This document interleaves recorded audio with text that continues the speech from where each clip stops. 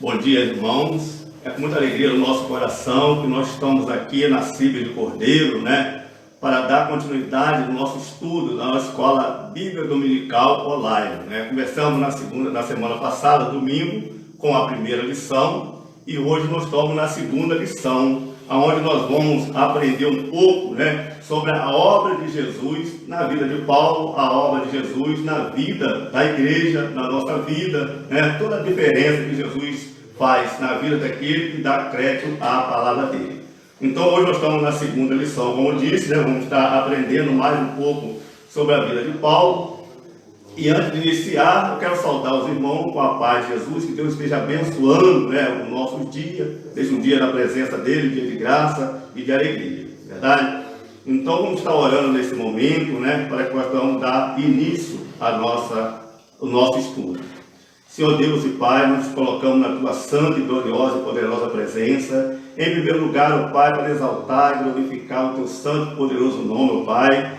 Dizer obrigado, Senhor, pela oportunidade de poder estar aqui nesta manhã, reunido, com a Tua igreja em casa, e poder estar cultuando, Senhor, e aprendendo mais da Tua palavra, Pai. Obrigado por essa oportunidade que o Senhor nos concedeu. Pai, que você esteja nos abençoando nesse estudo, nos dando direção, falando no nosso coração tudo aquilo que nós precisamos ouvir e entender, ó Pai. Fica com a Tua igreja, ó Pai, nos seus lares, na sua casa, que Teu Espírito Santo que fala aqui possa estar indo no encontro do coração de cada um, ó Pai, revelando a Tua verdade, ó Pai, na vida de cada um, ó Pai. É assim que nós agradecemos ao Senhor, em nome de Jesus. Amém.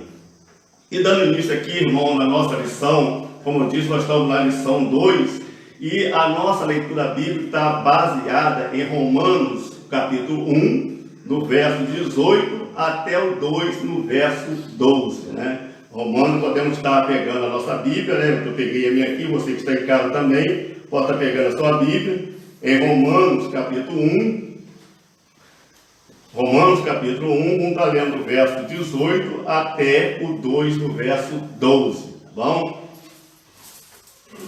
E diz assim a palavra de Deus para nós nessa manhã.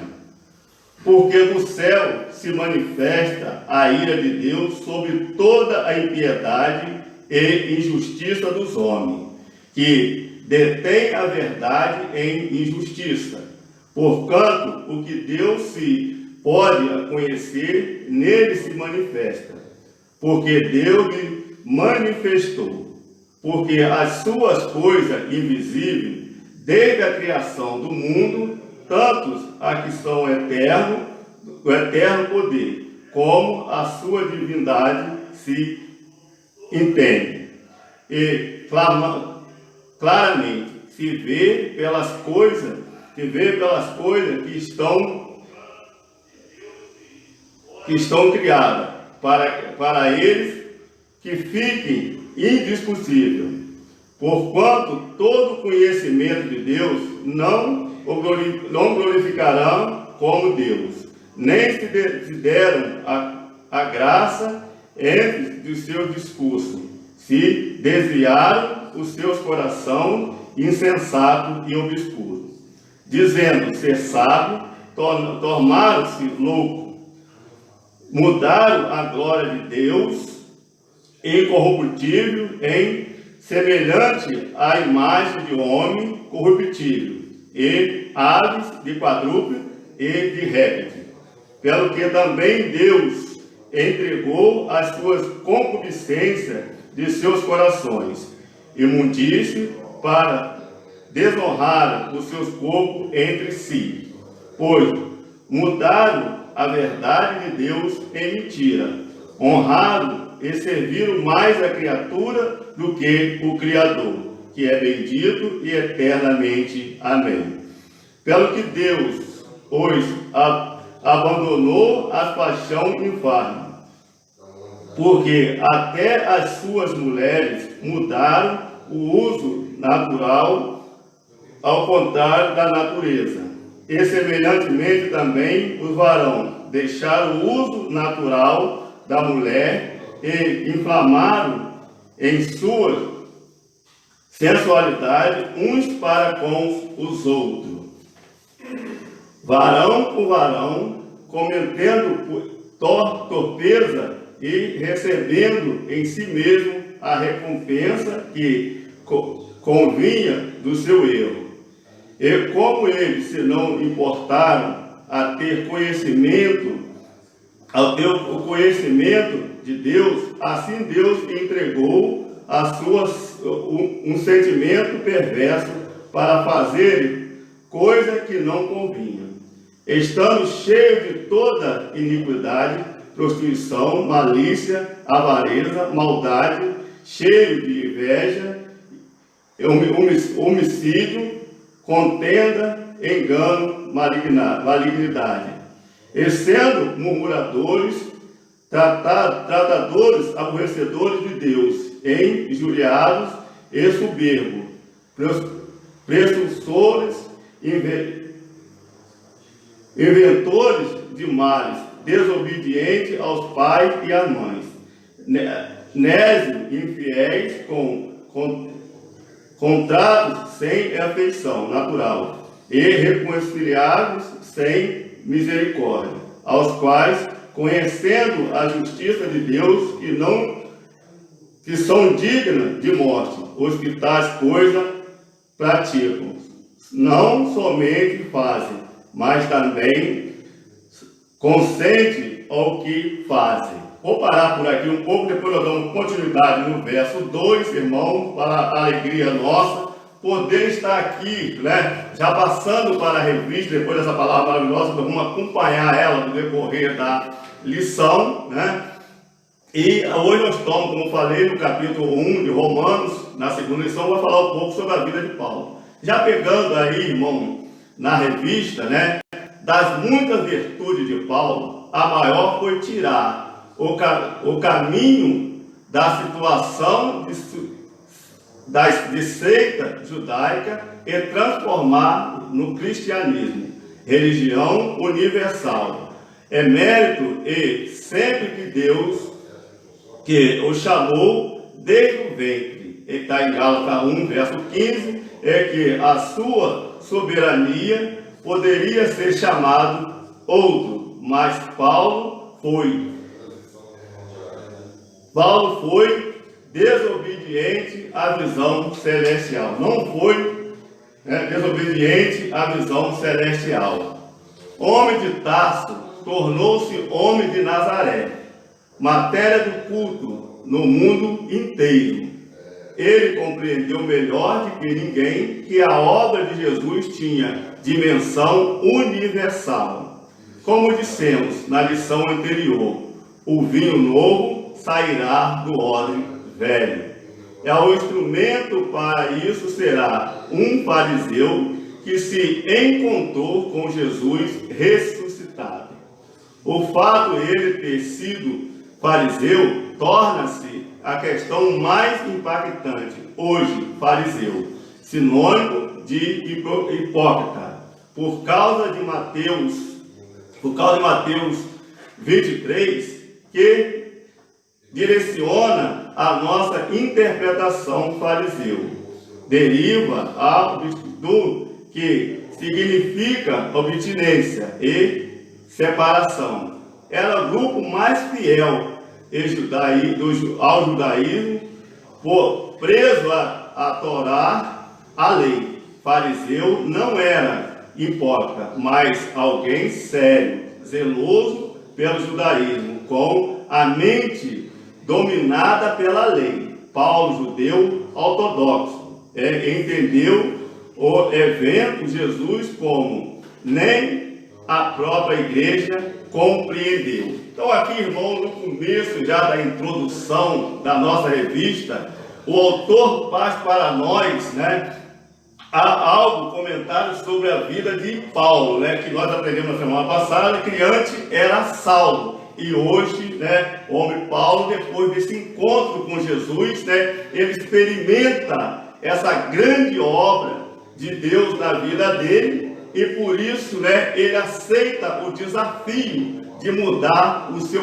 curso de vida, né, como ele disse, né, das muitas virtudes de Paulo. Era um homem virtuoso. A maior foi tirar do caminho a sua situação de lei judaica. É uma decisão que Paulo tinha que tomar, teve que tomar na sua vida, num grande momento, né, de fama que ele atravessava, que ele vivia. E ele diz que transformar, né, em cristianismo, a religião universal, né? O mérito é sempre de Deus, né? Então tudo, Paulo entende e escreve para nós que tudo é de Deus e tudo vem de Deus, pelo chamado de Deus na vida do homem, né? Que a sua soberania poderia ter chamado outra pessoa, né? Poderia ter chamado outro, mas Paulo não foi desobediente à visão celestial, né? Paulo, no momento que ele tem a visão de Cristo,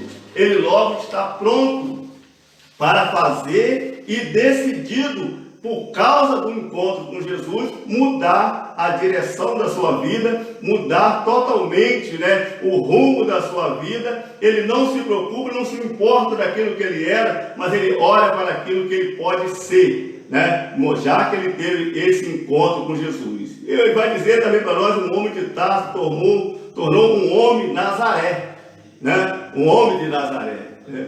Matéria do culto no mundo inteiro. Ele compreendeu melhor do que ninguém que a obra de Jesus tinha dimensão universal, né? Depois dele encontro com Jesus, ele percebe que a obra que ele encontra naquele momento com Jesus é totalmente diferente daquela obra que ele já tinha costume de fazer, que ele já tinha costume, né, de seguir. Ele logo interfere o quê? Uma diferença. Assim, irmão, é na nossa vida também, no dia de hoje.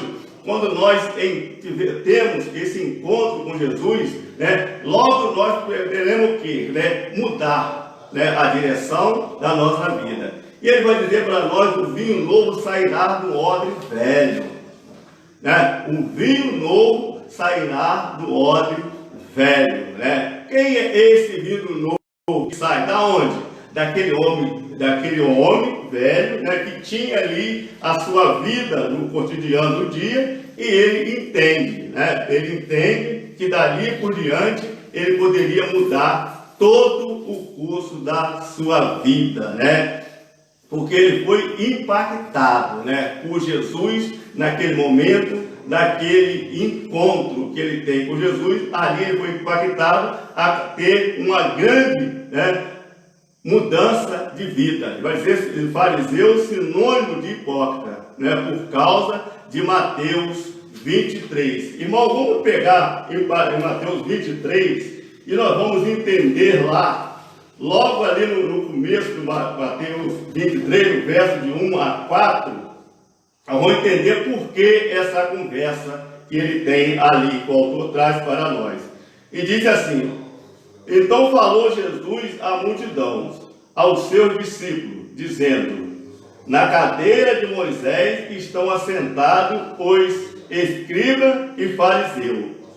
Observai, pois, e praticai tudo que vos disserem, mas não procedeis com a conformidade com a sua obra, porque eles dizem e não praticam. Eles dizem e não praticam. Pois há um fardo pesado e difícil de suportar, e põe aos ombros dos homens, e eles, porém, nem com o dedo se move. Então, é por isso que ele traz para nós essa referência de Mateus 23, que diz: ouça o que ele diz, mas não faz o que ele faz, né? Ele está falando ali do judeu, que ele diz no texto que ele há um fardo pesado no ombro do outro, mas ele sequer não move com um dedo, né? Então é isso que nós aprendemos, irmão, nessa introdução, né, que vai dizer que é um homem zeloso, né, pelo judaísmo, com a mente, né, dominada pela lei.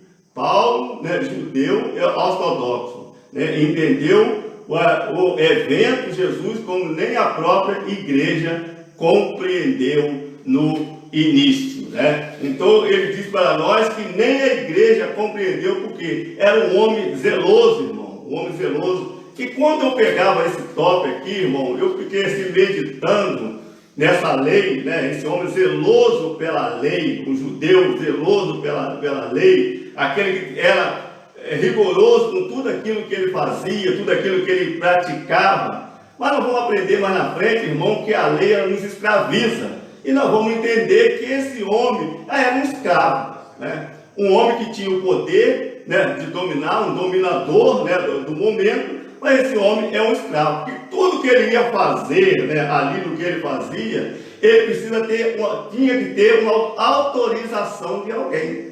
Então, quando você recebe a autorização de alguém, você é sujeito àquele que está te dando autorização, né? Então, nós vamos ver que Paulo, esse homem aí, mas ele mesmo, né, ele não tinha a autoridade de si mesmo, mas ele dependia de alguém, né? Então, é isso que nós aprendemos aqui logo na introdução dessa revista.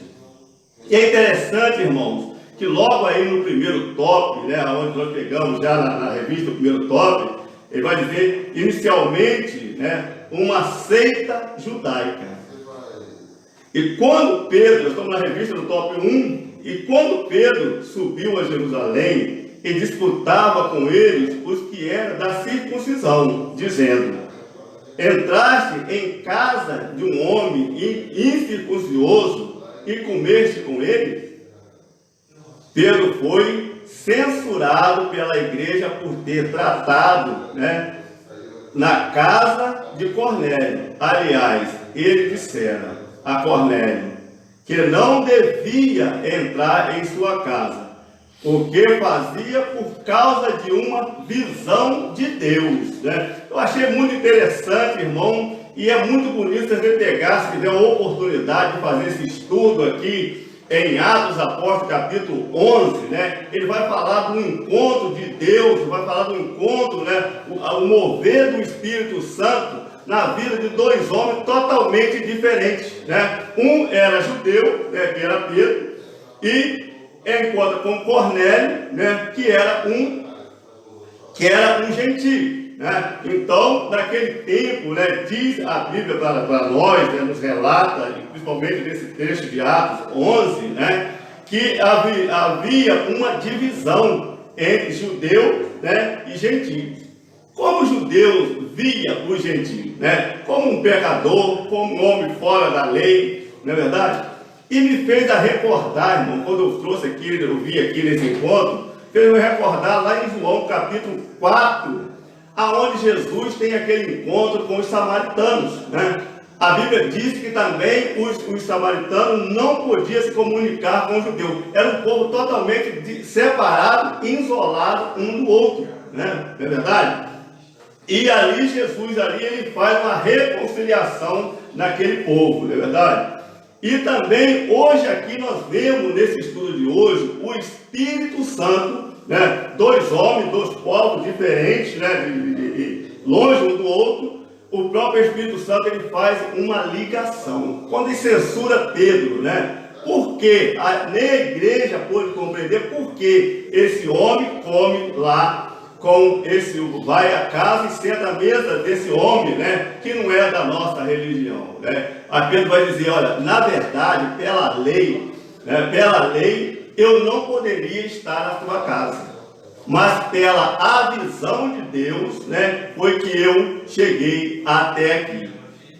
Irmão, nós olhamos lá para a vida de Paulo, como nós falamos no início do estudo, né? Esse Paulo que tem esse encontro com Jesus, ele muda totalmente, né, o ciclo da sua vida, por causa de quê? O que aconteceu com Paulo lá no capítulo 9 de Atos dos Apóstolos, né? Paulo ia caminhando, de repente ele teve uma visão, e nessa visão uma voz veio falar com ele, né? E ele, ouvindo essa voz, ele deu crédito a essa voz que ele ouviu. Ele sentiu que aquela voz era uma voz, né, que não era uma voz qualquer, era uma voz que vinha, né, do céu, uma voz que tinha uma outra dimensão. E a gente vê também Pedro nessa decisão que ele vai lá, ele diz que ele vai somente por causa de uma visão de Deus que ele teve. Então, irmão, quando nós estamos com o nosso coração em Deus e seguimos os caminhos de Deus, uma visão, a palavra de Deus, ela muda totalmente o curso da nossa vida, né, da nossa história, né? Ela tem o poder de mudar todas as coisas. Ele continua dizendo ainda no top 1, quando o Espírito Santo veio sobre Cornélio em sua casa, e Pedro e seus companheiros se admiraram. O gentio também tinha direitos espirituais. Assim é que eles foram batizados. Esse foi o mistério, o segredo de Deus, que Paulo compreende melhor de todos. Em Efésios 3, de 1 a 6, se nós pegar depois, nós vamos entender essa passagem também, mas nem assim a questão cessou, Nem assim a questão cessou. Então, o Espírito Santo, ele leva, nós pegar lá onde nós estávamos disso, lá em Atos 10, 11, Quando ele pega o Espírito Santo, ele vai até Pedro, e ele fala com Pedro da necessidade, de um varão, de Cornélio. O próprio Espírito Santo, irmão, ele vai a Cornélio também e fala ao coração de Cornélio. Irmão, é uma certeza da nossa fé que nós temos. Eu estou aqui falando com vocês, aqui na igreja, E aqui eu estou sendo movido por quem? Pelo Espírito Santo. Importante nós entender, irmão, que esse mesmo Espírito Santo que move em mim aqui, esse mesmo Espírito Santo está movendo em você e na sua casa, abrindo os seus ouvidos, o seu coração, para acolher, a verdade de Deus que está sendo transmitida através da sua palavra.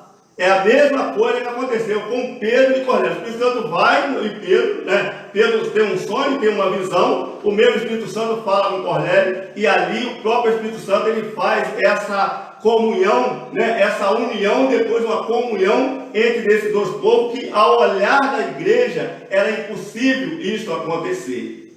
No olhar da igreja não tinha acontecer, mas pela graça de Deus, pela fé, tudo pode acontecer e tudo pode mudar. Essa é uma certeza, irmão, que nós devemos ter no nosso coração.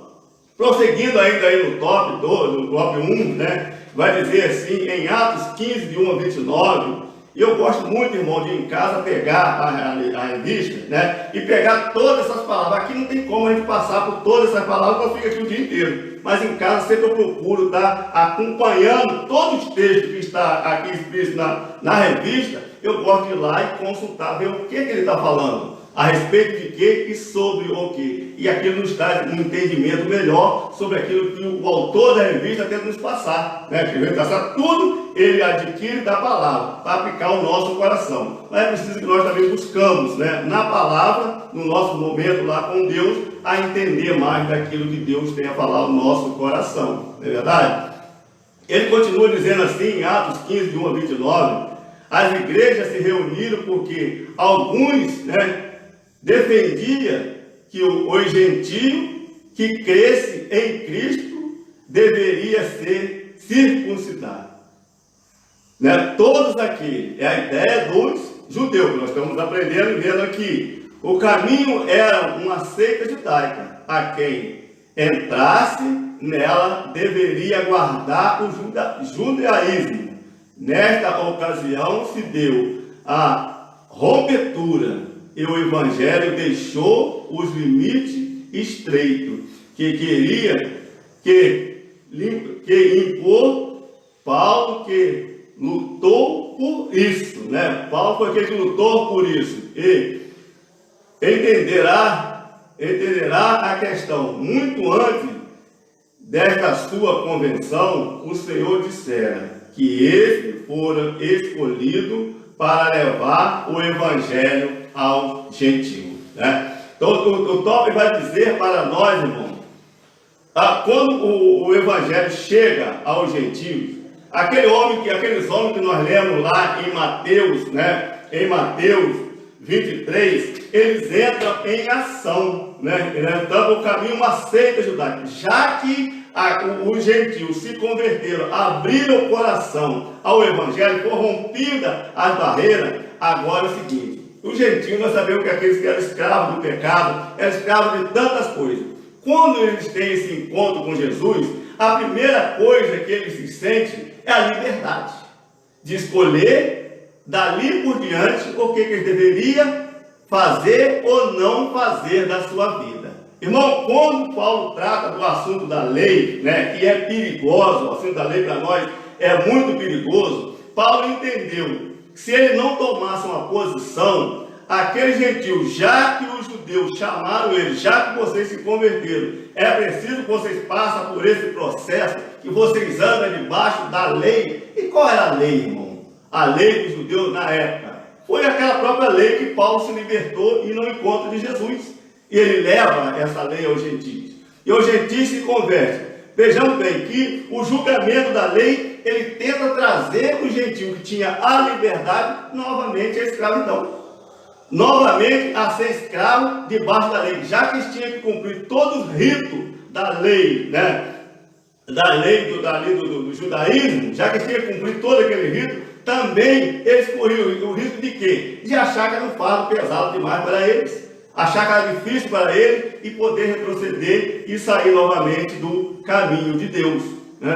Então, irmão, quando ele diz que o Evangelho rompeu todos os limites que estreitava, que botava limite na vida deles, né, por impor, né? Então, Paulo, que foi aquele homem escolhido para levar o Evangelho a esse povo, ele consegue alcançar. E quando ele alcança, né, a lei tenta trazer eles de volta para uma outra escravidão, sendo que Jesus, né, nos dá a liberdade. Então, continuar nesse top 1 ainda, nós ainda estamos aqui ainda, ele vai dizer, mais tarde, em sua mais dura carta, ele disse que a circuncisão, como rito religioso, anula a obra de Cristo.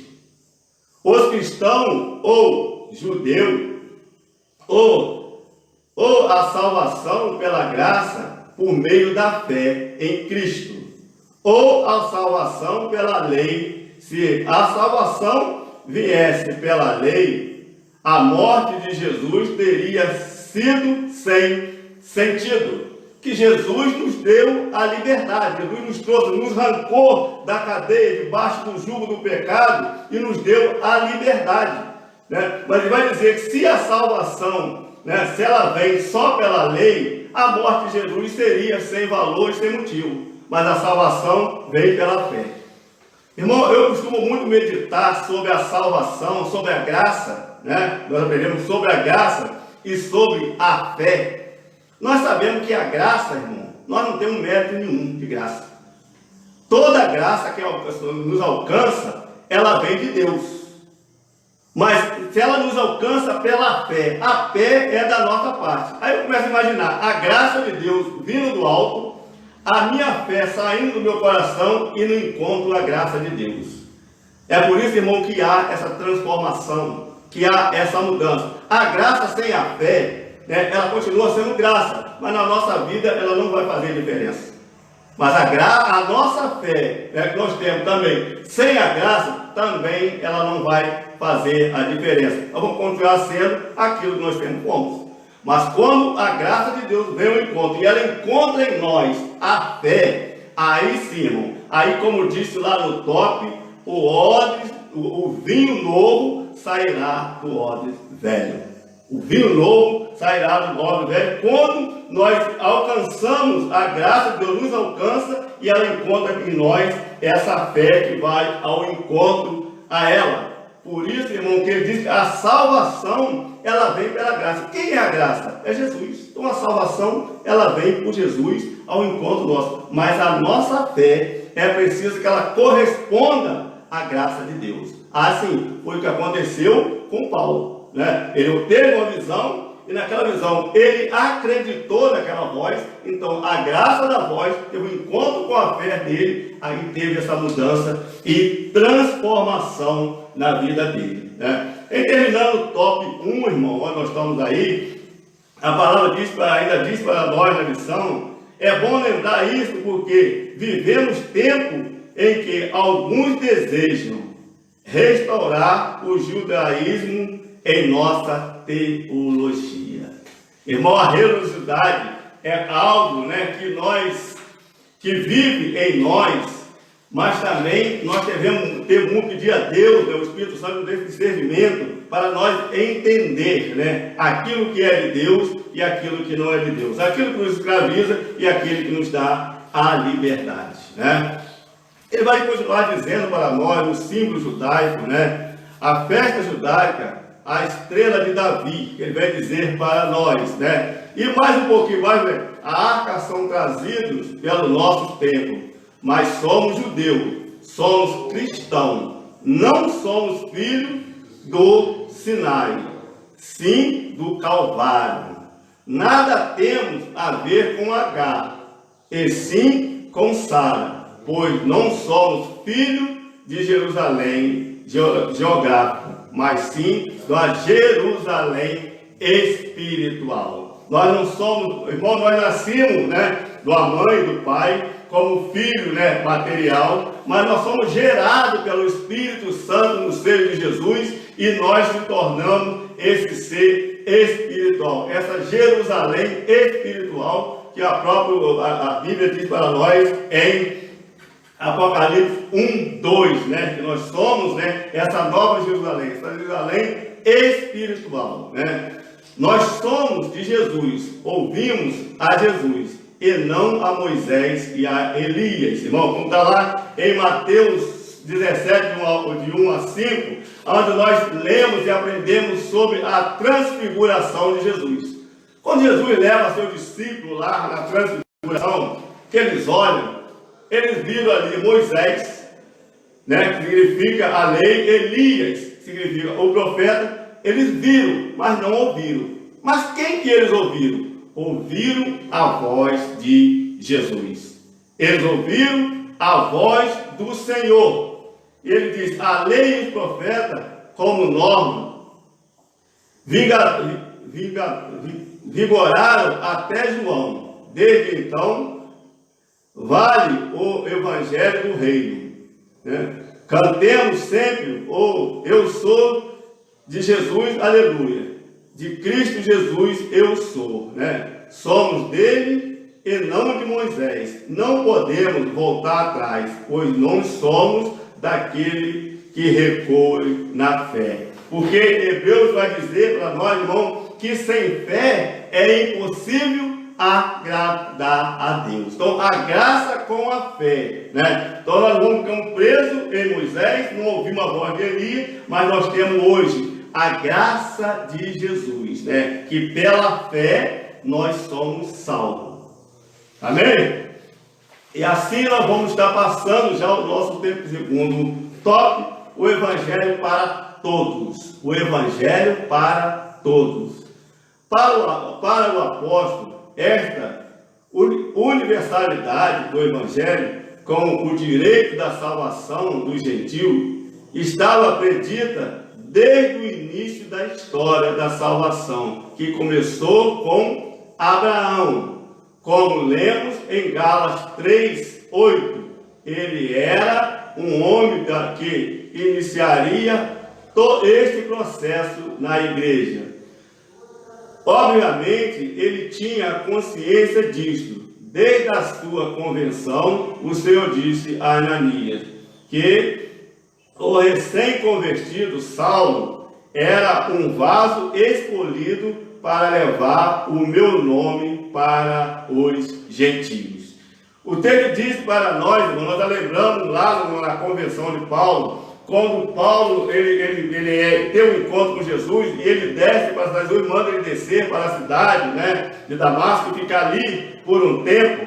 E quando Jesus fala para Ananias que era para ele ir lá recuperar a visão de Saulo, Ananias logo questionou: esse homem, Senhor, não é aquele? Esse homem não é aquele que persegue, aquele homem que maltrata, aquele homem que... E como o Senhor vai mandar eu ir a esse homem? Lembremos daquilo que Jesus que falou para Ananias, que esse recém-convertido Saulo era um vaso escolhido para levar a salvação aos gentios, né? Esse homem era um vaso escolhido de Deus para levar a salvação aos gentios. E prosseguindo ainda, irmão, no top 2, onde nós estamos, vai dizer assim: Tiago, Pedro e João, líderes da igreja na origem judaica, reconheceram que Paulo era um homem destinado por Jesus para pregar o evangelho aos gentios. Onde encontramos lá em Gálatas 2, né, de 7 a 9, está essa passagem. E ele mesmo se declarou missionário aos gentios. Várias vezes, né, na Bíblia vai dizer sobre esse chamado, sobre a vocação e sobre a missão do apóstolo Paulo. E venha se recordar, irmão, né, quando ele disse ali que desde muito antes, né, ele já era chamado a pregar, a levar. E outro texto que vai dizer que desde ainda do ventre da mãe, ele já era predestinado, né, a levar a salvação aos gentios. Esse homem que nós sabemos da vida dele fez tantas coisas, tanta loucura, tanta coisa esse homem fez. E esse homem hoje, ele é um vaso escolhido. Esse homem hoje é um vaso escolhido na mão de Deus para levar a salvação àqueles que precisavam ser alcançados pela salvação, alcançados pela graça de Deus. Então, esse é o homem que foi escolhido, né, para levar, precisava o mesmo Salvador, Jesus, para levar a graça até os gentios. Graças a esse Deus maravilhoso, graças a esse vaso escolhido, né, que deu ouvido à voz de Deus, que nós fomos hoje alcançados pelo Evangelho. Que antes, irmão, nós éramos os gentios, nós éramos separados, né, mas eram separados. Mas a graça do Espírito Santo, através usando a vida de um homem, ele nos leva a essa comunhão, a conversão e essa comunhão com Deus. Hoje, irmãos, com certeza, o próprio Espírito Santo, né? Quantas pessoas gentis ao nosso redor, né? Na nossa cidade, no nosso bairro, que precisa ser alcançado pela essa graça de Deus, pela salvação, pela conversão. E hoje, quem é esse Paulo? Quem é esse vaso escolhido hoje para levar a mensagem salvadora à vida de tantas pessoas, irmão? E hoje, esse vaso escolhido é eu, é você e é nós. Mas uma coisa, Paulo, quando ele escuta, ouve a voz, né, e a missão, ele logo não discutiu, ele foi colocar em prática aquilo que ele tinha ouvido, né? E nós, irmão, com tudo que nós temos ouvido do Evangelho, tudo que nós temos compartilhado do Evangelho, o que nós estamos fazendo pela vida daquele outro, dos nossos irmãos gentios, que ainda não foi alcançado? Hoje nós não temos Paulo mais aqui no nosso meio para levar. Hoje o Paulo é eu e você, que precisamos levar essa palavra, essa salvação àqueles que precisam ser alcançados pela graça do nosso Deus, né? Precisa ser alcançado pela graça do nosso Deus. Ainda continuando aqui, ainda no top 2, onde nós estamos, o ensino de Paulo é claro: Deus encerrou todos os homens, que é judeus, que é gentio, debaixo do pecado, né? Para que a promessa fosse dada de todos. A vantagem dos judeus é que eles receberam o oráculo divino, né? Eles tinham a diferença entre os judeus e os gentios, que os judeus já nasceram, eles conheciam, né, a palavra, conhecedor, né, da palavra, eles tinham, né, todo em mão. E o gentio não, o gentio foi pego, né, de surpreendido pelo próprio Deus, para que eles pudessem também fazer parte desse mesmo reino, fazer parte dessa mesma história, fazer parte desse mesmo. Porque a palavra de Deus diz que todos, né, todos os pecados estavam destituídos da graça de Deus. Mas pela graça de Deus nós alcancemos, né, a graça do Senhor. Mas também, né, estão debaixo do pecado, como gentios, né? Que a palavra de Deus vai dizer que todos os pecados, judeus ou gentios, são pecadores. Essa é uma certeza que nós encontramos lá em Romanos 3:23, que é uma palavra muito conhecida nossa, né? Todos pecaram e foram destituídos da graça de Deus, né? Mas pela graça de Jesus, né, Salvador de Jesus, nós podemos ser novamente chamados a viver, né, a vontade de Deus na nossa vida. E vai dizer ainda para nós, ainda estamos no top 2, irmão, né? No pensamento de Paulo, Deus é salvador de todos os homens, né? Está registrado lá em 1 Timóteo 4,10. O desejo divino é que todos os homens, não apenas judeus, sejam salvos. Isto é, a universalidade, a obra de Cristo. Ele é o Salvador possível para todos os homens. Todos podem ser salvos. Todos podem. Ele é a salvação que veio para todos os homens. E todos podem ser salvos pela graça de Deus, né? Esse foi que Jesus veio. Ele disse que ele não veio para salvar uns ou outros. Ele veio para salvar a todos, aqueles que buscam fazer a vontade de Deus, né? Estão óbvio a salvação que vem do próprio Deus, né? Irmãos, já passando aqui para o nosso terceiro top, né? Aonde vai fazer a universalidade, sim. A universalismo, não, né? Aí vem uma grande decisão, irmão. Vem uma grande decisão para nós, né? Daquilo que nós vamos aprendendo de acordo com a palavra de Deus. Dizemos, o Salvador possível para todos os homens, para que evitar a confusão que a frase Salvador de todos os homens traz a ele o Salvador possível para todos os homens.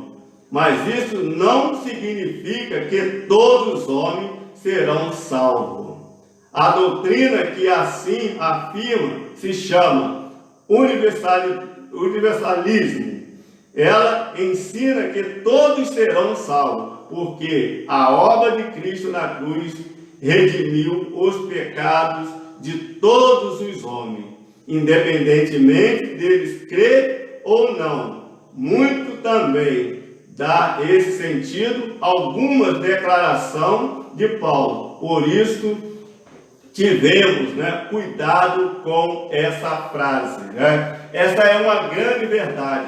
A salvação de Jesus, diz a Bíblia para nós, que ela veio para todos. Ela veio para todos, universal, para todos. Mas, ao mesmo tempo, nem todos aceitaram o plano da salvação. E se nem todos, se eu não aceitar, irmão, o plano da salvação, como eu vou dizer que eu sou salvo? Jesus morreu na cruz por mim, pelos meus pecados. Jesus, né, fez tudo para me dar, me tirou da escravidão do mundo e me trouxe para a graça, né? E me trouxe para a graça. Jesus no Calvário, ele assumiu todo o nosso pecado, toda a nossa culpa, tudo sobre nós, Jesus assumiu no Calvário. A salvação, verdadeiramente, ela veio para todos. Mas, na verdade, nós sabemos que nem todos vai ser salvo. Por quê? A salvação vai ser salvo aquele que abraçar o plano da salvação. Aquele que não abraçar o plano da salvação, nós sabemos que a Bíblia é clara para nós nisso aí, que não vão ser salvos. Então não adianta a salvação para todos os homens estão salvos. Não, né? Estão salvos sim, aquele que pela fé, pela graça, acolheram e aceitaram o propósito de Deus na vida dele. Esse sim vai ser salvo. Mas aquele que não aceitou, né, a própria Bíblia nos relata isso, né?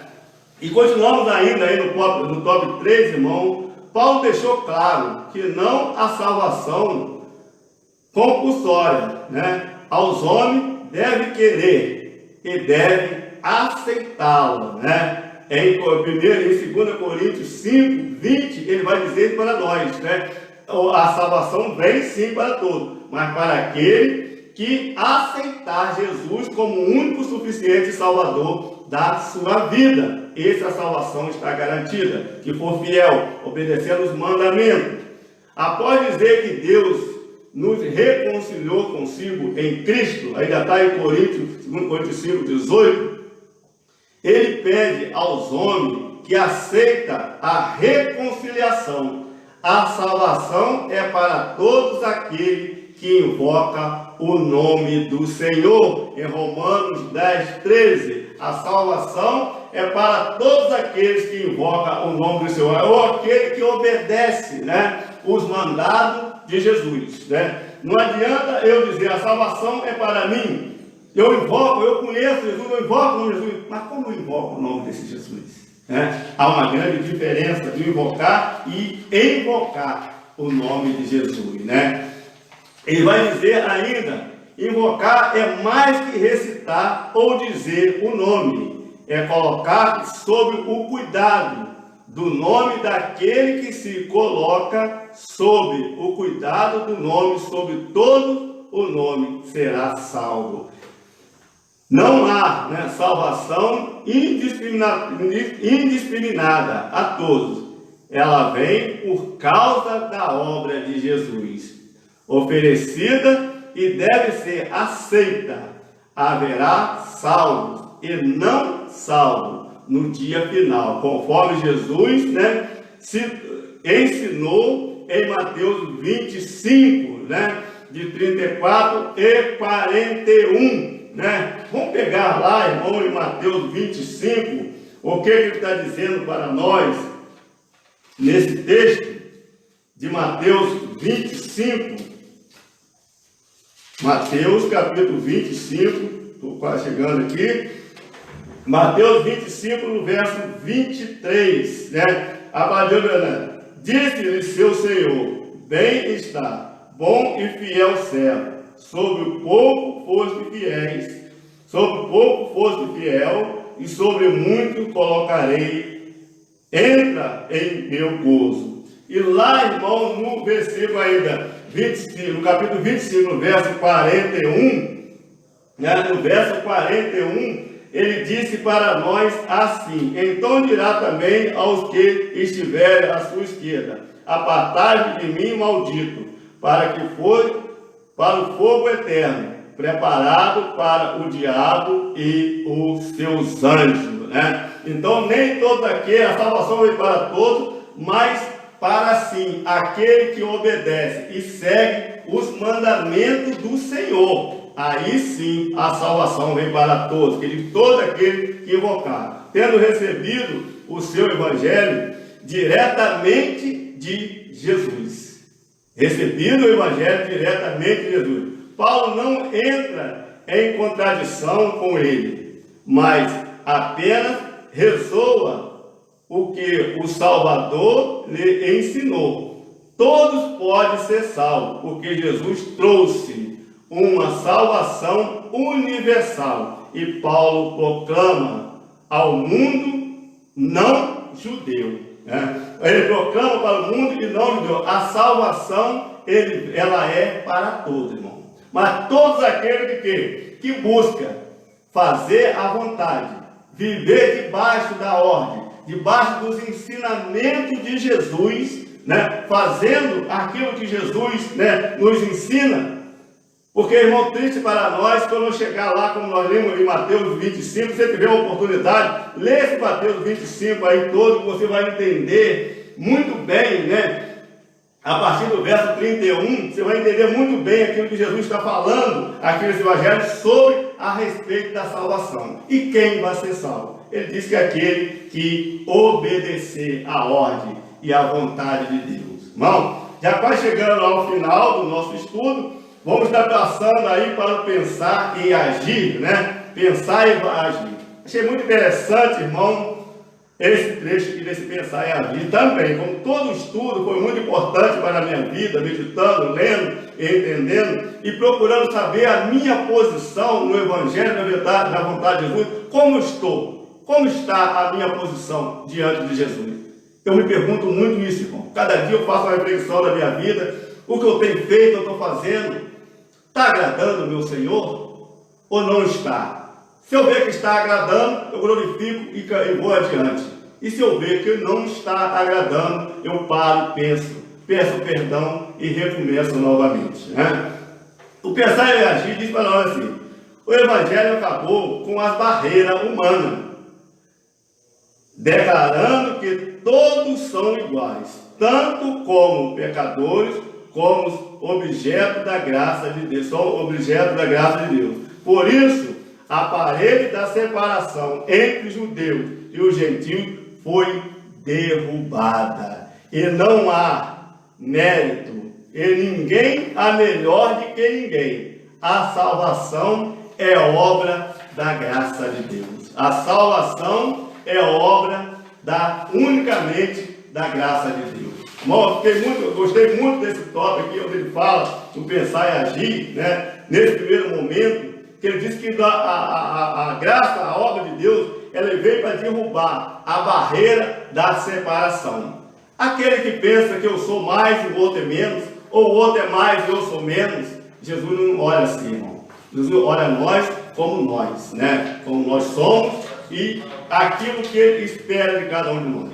No segundo ponto, ele vai dizer: a universalidade do Evangelho significa que só há salvação pela graça e por meio da fé em Jesus Cristo. Efésios 2, 8 e 9, né? Só há salvação pelo meio da fé e da graça em nosso Senhor Jesus Cristo. Ninguém pode ser salvo a não ser por Cristo. A igreja de Jesus precisa da visão evangelística e missionária. Ninguém é salvo por ser bom, mas somente por Jesus, né? O destino eterno, 2 bilhões de pessoas, que está nas mãos da igreja, mas na minha e nas suas mãos, né? Muito interessante também esse tópico, quando ele fala para nós, né? É precisa a visão evangelística e missionária. Ninguém é salvo por ser bom, mas somente por Jesus. Destino eterno. Bilhões de pessoas está nas mãos da igreja, na minha mão e nas suas mãos. Precisamos lembrar que a eterna central da pregação da igreja é Cristo crucificado, né? Está lá em 1 Coríntios 2:2. Há muitas pregações sociológicas de conceito humano. A igreja mais preocupada com a sua filosofia eclesiástica e em fidelizar. Crente de que anuncia que só Jesus salva. Precisamos evangelizar, pregar a mensagem evangelística, realizar série de conferências evangelísticas, né? Distribuir o folheto, falar de Jesus ao mundo. Nunca esqueça que só Jesus salva. Irmão, é assim que queremos agradecer a Deus pela oportunidade que nos deu de trazer nesta manhã, apesar desse momento de epidemia que nós estamos vivendo, irmão, tão distantes uns do outro, né? Quanta saudade nós sentimos, principalmente aos domingos, irmão, daqueles irmãos que nós estávamos juntos ali, nas 8 horas da manhã, no culto de intercessão, no culto da manhã, na escola bíblica dominical, no culto da noite, a gente esperava aquele momento, irmão. E muitas vezes, irmão, a preguiça nos venceu, né? E nós deixamos de vir. E muitas vezes, hoje, irmão, nós queremos ir na igreja e não podemos. Mas a graça de Deus, irmão, ela é tão grande e maravilhosa na nossa vida, que nós não podemos ir até a igreja, até Jesus. Mas a graça de Jesus, ela vem até nós. Ela nos alcança, porque Jesus é graça. É assim, irmão, nós estamos encerrando esse estudo da segunda lição, né? Da nossa EBD, né? E agradecemos a Deus pela oportunidade que Ele nos concede poder estar aqui ouvindo a palavra dEle. Não esquecemos que logo mais à noite, né, nós teremos ainda um encontro com o Senhor, né? Aqui no culto da meu live, aqui na igreja, nossa casa, nós podemos estar vivendo esse momento, irmão. Vamos estar orando nesse momento, agradecendo a Deus, né? Em primeiro lugar, pela oportunidade.